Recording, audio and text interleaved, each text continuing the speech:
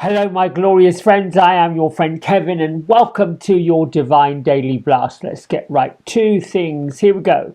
Angel numerology number 6 day today, revising plans. It's about being responsible, loving, compassionate, kind.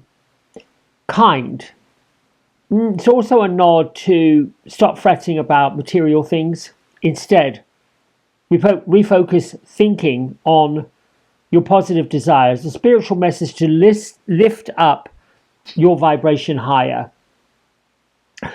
Be present to what's going on. You're being given kindness from heaven and urged to stop the mad merry-go-round.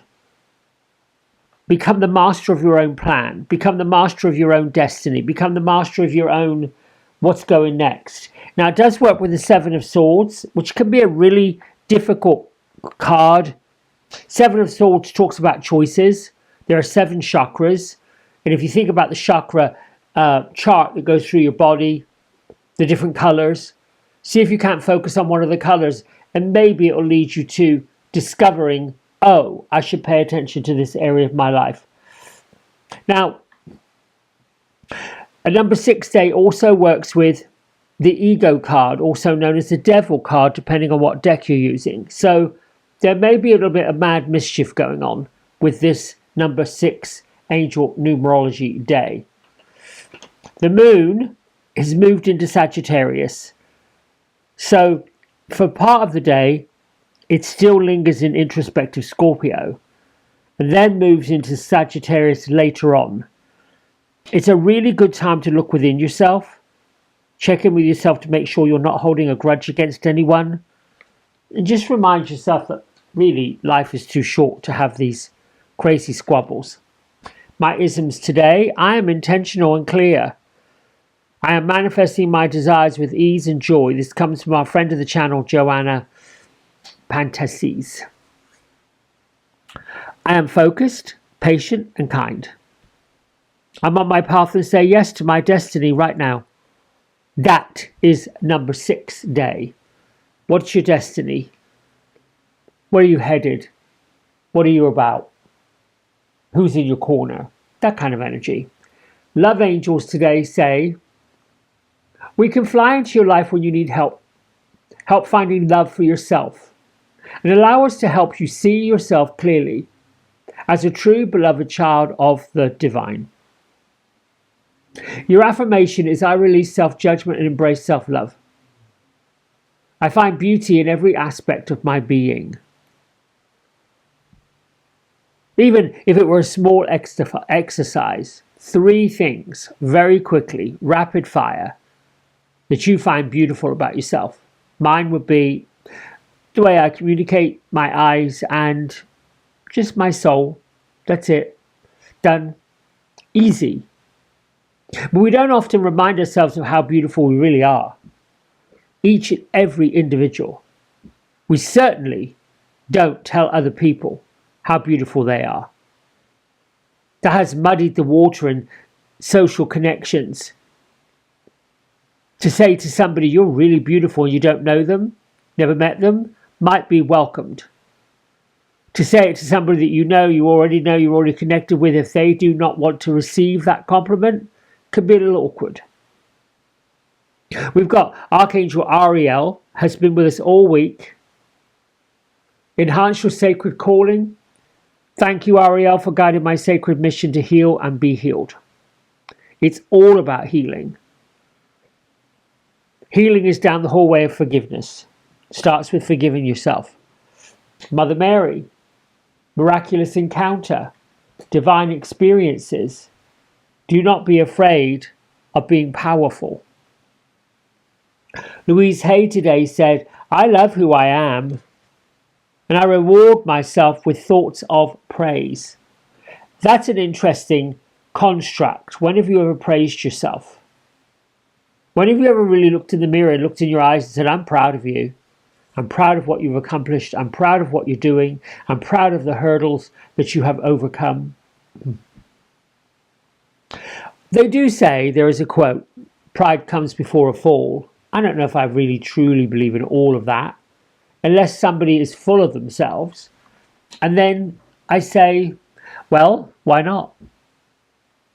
Here we have the Seven of Swords. Seven of Swords is a really challenging card because it talks about deception, deceit, getting away with something. It's primarily representing strategy, stealth, self-preservation. In the Rider-Waite deck, it depicts a figure sneaking away with 5 swords while glancing back at the 2 left behind. In this one, we see our hawk running off with 5 of the swords, the moon in the beak, looking back at these other 2 saying, well, how am I supposed to carry it? I can barely carry these 5. That's what we're talking about. Just being mindful of what you're doing. It can point to cleverness, thinking outside the box, or using intellect to navigate a sticky situation rather than going at it with brute force. Could talk about you may need to fly under the radar, protect your own energy, prepare an exit strategy if you need to, particularly if you've got a toxic relationship or toxic job, or you're in a room full of toxic people. Also can work with this Seven of Swords. It can also mean about cutting corners, being careful not to rush through things. Try not to avoid your responsibilities. Try not to take shortcuts. Some shortcuts can backfire. It also works lovely with this Two of Wands. Remember, the Two of Wands is our flanking card, our bonus card, our influencer. Decision making, looking forward to the future, bridging the gap between having an initial spark of inspiration and taking action towards it.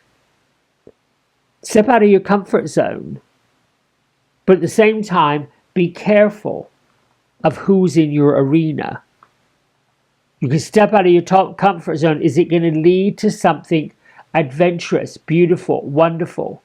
Looking at a plan that perhaps may have come back around for a reason? Or are you having to really let go of something because the habit's becoming too much? I think a resurgence of the past, things coming up that you may or may not have looked at before, is a good energy for today. Okay, fairies, thank you, thank you, thank you. I appreciate your time, your blessing. Let's have something that we can work with. I'm going to choose this card. It feels good. Enlightenment. Enlightenment takes it's a process. In light. To go into light means to get clear. It means to sometimes sit in the darkness, sometimes sit still, sometimes listen with a different set of ears.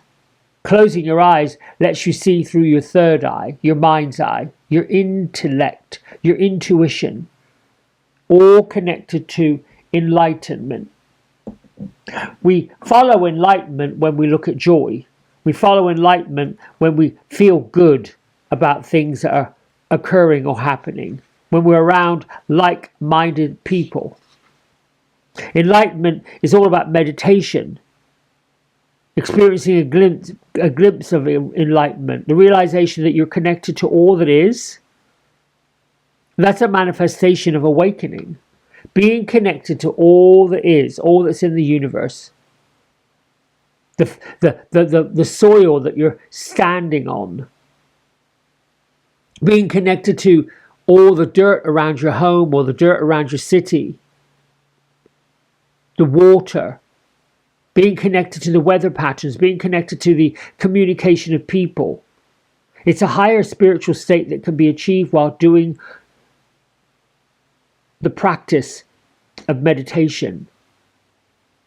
It can take many, many years of study if you've known anyone that's into Buddhism or Hinduism. We just need to be open to our hearts and our minds to the very possibility that we can attain enlightenment. Just the idea that we can, as souls, as being, actually lead to enlightenment, be lighter. We're already filled with divine light, so simply a case of remembering how to instigate it, how to go with it. All right, my friends, that's it from me for today. A short one, thankfully. I hope you have a good day. And I hope that you find a way to connect with all that is: the sun, the earth, the weather patterns, your friends, your family. But above all, look in the mirror, tell yourself how proud you are. And I'll see you tomorrow. Bye for now.